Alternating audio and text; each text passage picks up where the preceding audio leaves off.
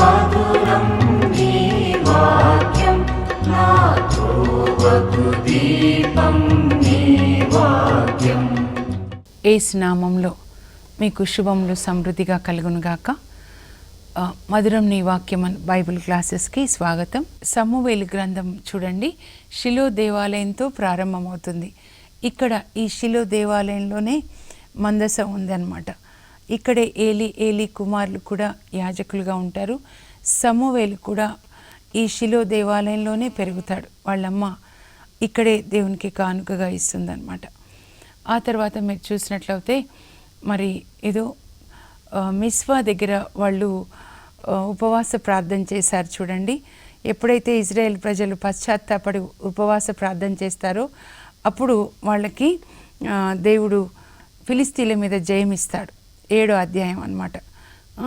ఆ తర్వాత ఎప్పుడైతే అప్పుడు దేవుడు జయమిచ్చిన తర్వాత ఒక రాతిని నిలిపి సమూవేలు అక్కడ మిస్వాకి షెనుకి మధ్యలో ఒక రాతిని నిలిపి ఇంతవరకు ఆదుకున్న దేవుడని దానికి ఎబినేజర్ అని పేరు పెడతాడనమాట. ఆ తర్వాత సమూవేలు బ్రతికి ఉన్నంత కాలం కూడా ఈ ఫిలిస్తీన్లు ఇక్కడ ఉంటారు సముద్ర తీరాన్ని కుక్కిన పెయిన్లాగా పడి ఉన్నారనమాట. ఇంకా ఎంత భయపడతారు ఫిలిస్తీన్లు ఇజ్రాయెల్ ప్రజల కంటే, వాళ్ళు అప్పటి వరకు జయించినవి కూడా తిరిగి ఇచ్చేస్తారు. సమూవేలు బ్రతికున్నంత కాలం కూడా ఫిలిస్తీన్లు మళ్ళీ వీళ్ళ మీదకి ఇజ్రాయెల్ ప్రజల మీదకి యుద్ధానికి రాలేదు. ఫిలిస్తీన్లే కాదు, ఈ మొవాబీలు కూడా ఇజ్రాయెల్ ప్రజల మీదకి యుద్ధానికి రాలేదు. వీళ్ళు లోతు సంతతి అన్నమాట మొవాబీలు. వీళ్ళు కూడా యుద్ధానికి రాలేదు. అమోనీలు కానీ ఇంకెవరు కూడా యుద్ధానికి రాలేదు.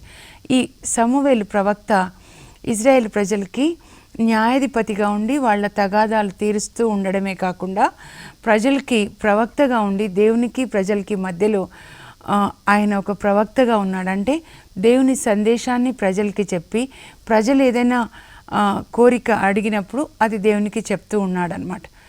అట్లాంటి వాళ్ళని ప్రవక్త అంటారు. ఈయన ఎలాంటి ప్రవక్తగా ఉన్నాడో చూడండి. హీజ్ అ పీపుల్స్ ప్రాఫెట్ అనమాట, ప్రజల ప్రవక్త. ఆయన అలా తిరుగుతాడు. అలా మొత్తం చూడండి, గిల్గాలు నుంచి ముందు వాళ్ళు అడుగుపెట్టింది ఇక్కడికే, యోర్దాను నదిని దాటి, ఇది యోర్దాను నది అనమాట. ఈ యోర్దాను నదిని దాటి ఇజ్రాయెల్ ప్రజలు యెహోషువ నాయకత్వంలో ముందు వాళ్ళు విడిది చేసింది గిల్గాలులో. ఆ తర్వాత యెరికో పట్టణాన్ని వాళ్ళు పట్టుకుంటారనమాట. ఇప్పుడు ఆయన ఇలా ఈ గిల్గాలు నుంచి బెతేల్ నుంచి మరి అలా ఒక్కొక్క పట్టణం అంతా తిరుగుతూ ప్రజలకి ఎక్కడెక్కడ తగాదాలు వస్తే తగాదాలు తీర్చి వాళ్ళకి దేవుని యొక్క వాక్యాన్ని బోధించి వెళ్ళిన చోట ప్రజలతో దేవునికి ప్రార్థన చేయించేవాడు. అంటే ఒక బలిపీఠాన్ని కట్టేవాడు అనమాట. మీరు ఇప్పుడు ఎక్కడెక్కడ బలిపీఠం అని చదువుతారో ఒక చర్చ్ అనమాట. ఒక ఊరిలో ఒక గుడి ఎలా ఉంటుందో వాళ్ళు సమూవేలు ఒక బలిపీఠాన్ని కట్టించి ప్రజలతో దేవునికి ప్రార్థన చేయించేవాడు అనమాట. అలా సమూవేలు జీవించినంత కాలం కూడా అలా తిరుగుతూ ఇజ్రాయెల్ ప్రజలకి తీర్పు తీర్చుతూ మరి వాళ్ళకి దేవుని వాక్యాన్ని బోధిస్తూ ప్రజలందరూ కూడా దేవుని వైపు తిరిగేలాగా చేశాడు. విగ్రహ ఆరాధన లేకుండా చేశాడు. మొదటి ప్రవక్త, రాజులని కూడా అభిషేకిస్తాడు. ఇప్పుడు మనం చూసినట్లయితే ఇజ్రాయెల్ ప్రజలు రాజు కావాలంటారు. మొదటి రాజు సౌలు రాజు. ఈ బెన్యామీను గోత్రంలో నుంచే మొదటి రాజు వస్తాడనమాట. ఆ తర్వాత వచ్చే రాజు రెండవ రాజు దావీదేమో బెత్లెహేం నుంచి వస్తాడు. దావీదు రాజు అయిన తర్వాత తన యొక్క ప్యాలెస్ని, అంటే రాజధాని, ముఖ్య పట్టణం అంటారు కదా, యెరూషలేంని తను రాజధానిగా చేసుకొని అక్కడే తన అంతఃపురాన్ని కట్టుకొని అక్కడే దేవుని యొక్క ఆలయాన్ని కూడా అక్కడే కట్టాలి అని దావీదు అనుకుంటాడనమాట. సో సమూవేలు యొక్క గొప్పతనం ఏంటంటే ఇజ్రాయెల్ ప్రజల మొదటి 2 రాజులని అభిషేకిస్తాడు. మొదటి రాజు బెన్యామీన్ గోత్రాన్ని నుంచి వస్తాడు. రెండవ రాజు యూదా గోత్రానికి చెందినటువంటి దావీదు రాజు అన్నమాట.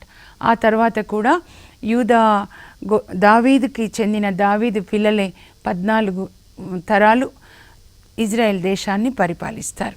అయితే మీరు ఈ 2 గుర్తుపెట్టుకోండి. ఇది యూదా ఉంది చూడండి, ఇది దక్షిణాన ఉంటుంది. ఇంకా ఈ ఉత్తరాన ఉన్న వాటిని ఇజ్రాయెల్ దేశం అంటారు. సమూవేలు మొదటి గ్రంథం 3వ భాగాన్ని ధ్యానించుకుందాం.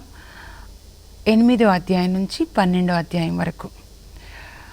మనం మ్యాప్లో కూడా చూసాం కదా. ఇప్పుడు ఇజ్రాయెల్ ప్రజలు మిస్పా యొద్ద పశ్చాత్తాపడి ఉపవాస ప్రార్థన చేసి పాపాలన్నీ ఒప్పుకొని విగ్రహాలు పడేయగానే దేవుడు ఫిలిస్తీన్ల మీద వాళ్ళకి జయాన్ని ఇస్తారు.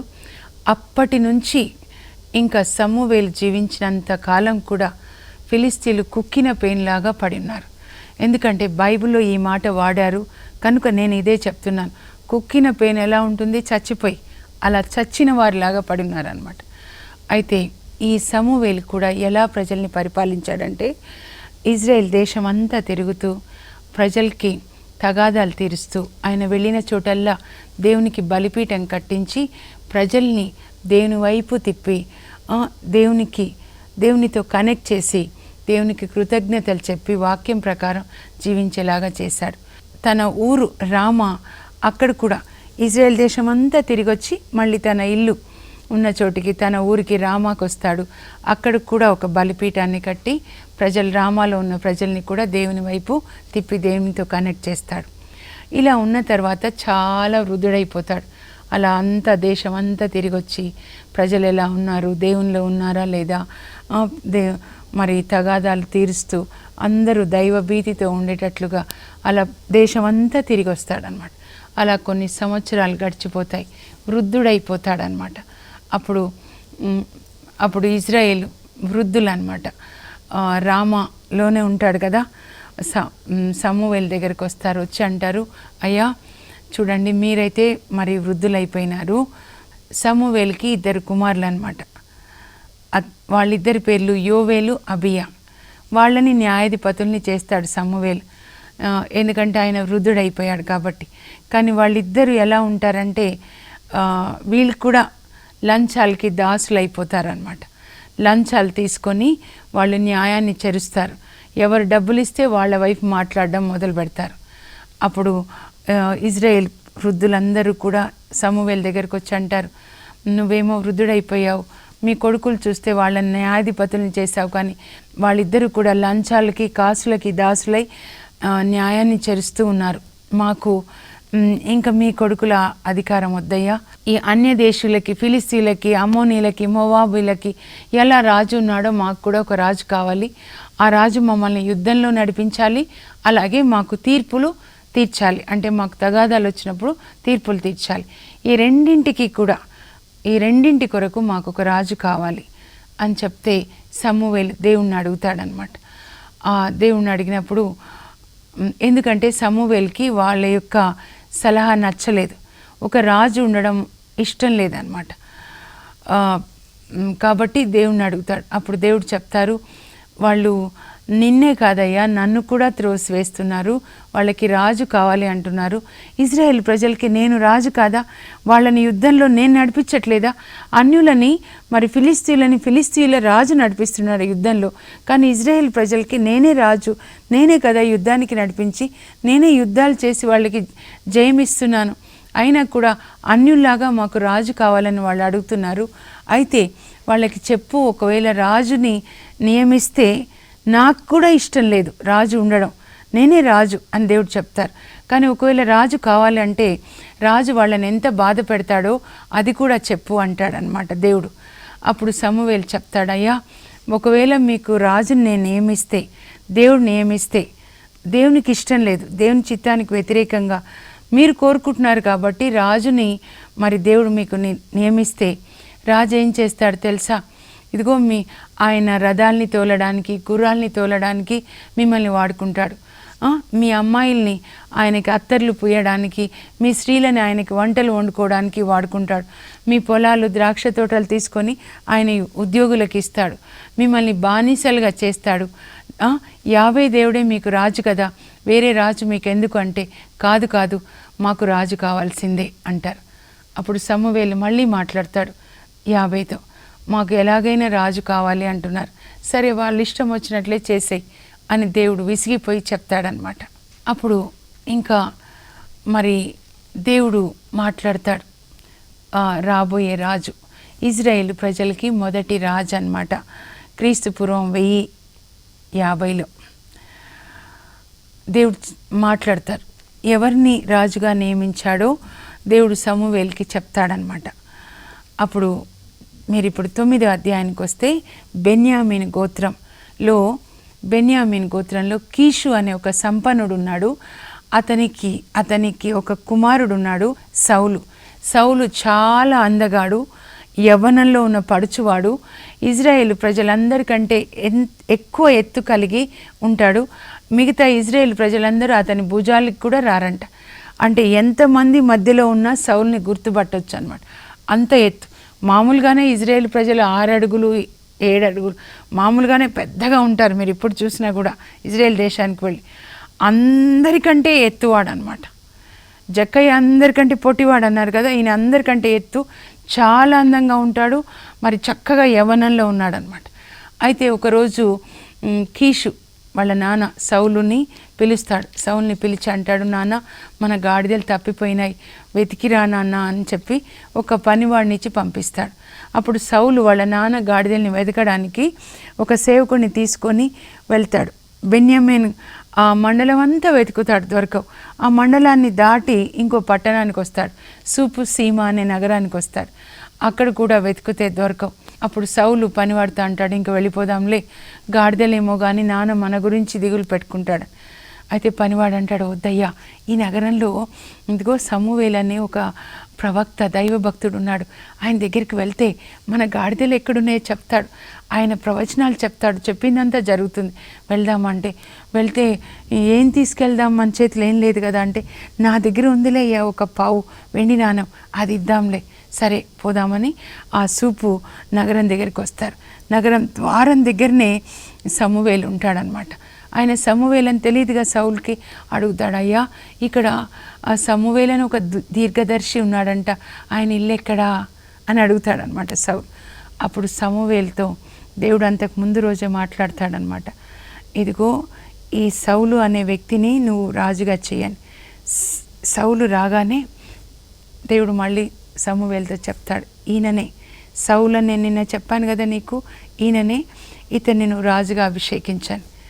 అప్పుడు సమూవేలు చెప్తాడు, ఇదిగో నేనే ఆ సమూవేలు, మీరు వెతికే సమూవేలు ప్రవక్త, నాకంటే ముందు ఉన్నత స్థలానికి వెళ్ళండి. అక్కడ ఆ నగరంలో సమూవేలు భోజనం చేసే స్థలము కొంచెం ఉన్నత స్థలం, అంటే కొండ మీద లాగా అనమాట. అక్కడ భోజనం నాతో కలిసి నువ్వు భోజనం చేయాలి. నీకు తెలుసా, దేవుడు ఇజ్రాయెల్ దేశంలో ఒక రాజును వెతుకుతున్నాడు, ఆ రాజు ఇదిగో నువ్వే అని. నేనా? ఇజ్రాయెల్ దేశంలో మా గోత్రము చిన్న గోత్రం, 12 గోత్రాల్లో బెన్యామీన్ గోత్రం అంటే చిన్నది, అసలు విలువే లేదు. ఈ గోత్రంలో మళ్ళీ మా కుటుంబానికి అసలే విలువ లేదు. అలాంటి మా గోత్రం నుంచి, మా కుటుంబం నుంచి నేనా? దేవుడు నన్ను కోరుకుంటున్నాడా రాజుగాని? అవును, నీకంతా చెప్తా, కలిసి భోంచేద్దాము, నువ్వు నాకంటే ముందు వెళ్ళు భోజనశాలకి. ఆ పని ఆయనను తీసుకొని సౌలు వెళ్తాడు. అప్పుడు సమూవేలు వచ్చేసి అప్పటికే 30 మంది భోజనానికి, 30 మంది పెద్దల్ని సమూవేలు భోజనానికి పిలుస్తాడు.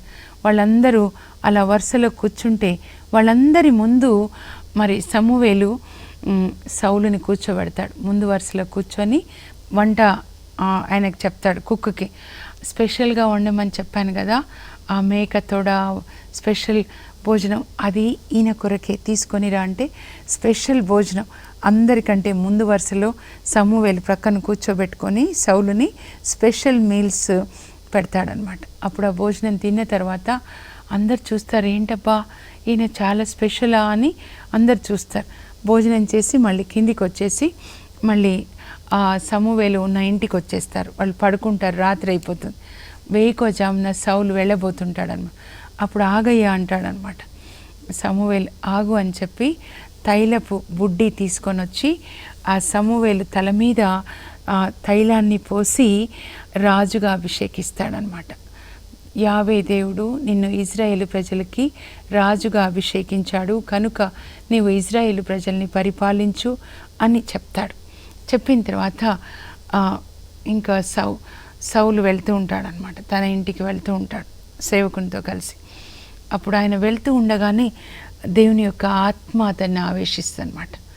తైలంతో అభిషేకించడం ఇక్కడ మనుషుల నుంచి జరిగే అభిషేకం, పైనుంచి పరిశుద్ధాత్మ రావడం అది దేవుని యొక్క అభిషేకం అన్నమాట. ఇక్కడ సమూవేలు అభిషేకించాడు, వెంటనే అతను వెళ్ళిపోతున్నప్పుడు దేవుని యొక్క ఆత్మ వచ్చి సౌల్ని ఆవేశిస్తుంది. అప్పుడు 10వ అధ్యాయం అన్నమాట ఇది.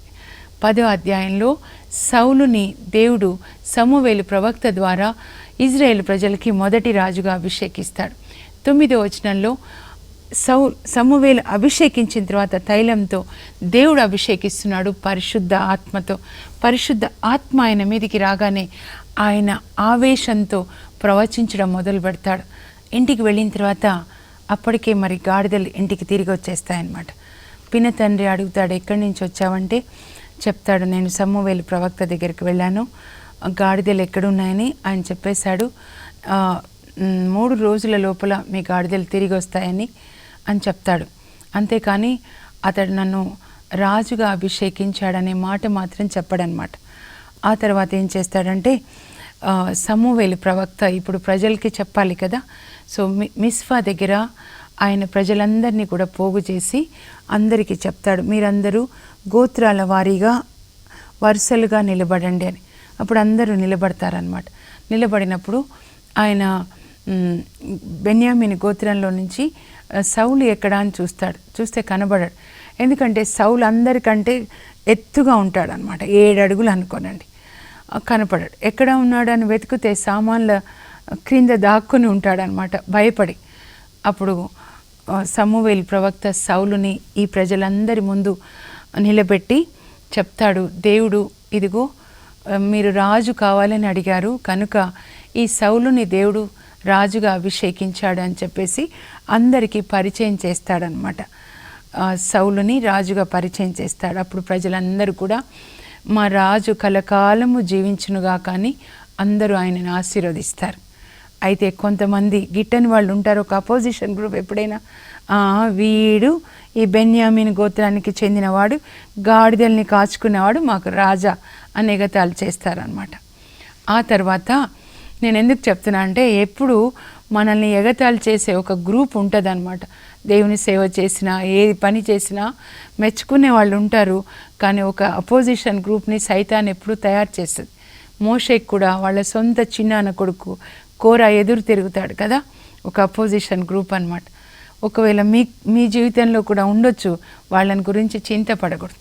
ఇప్పుడు ఒక చిన్న బ్రేక్ తీసుకుందాం.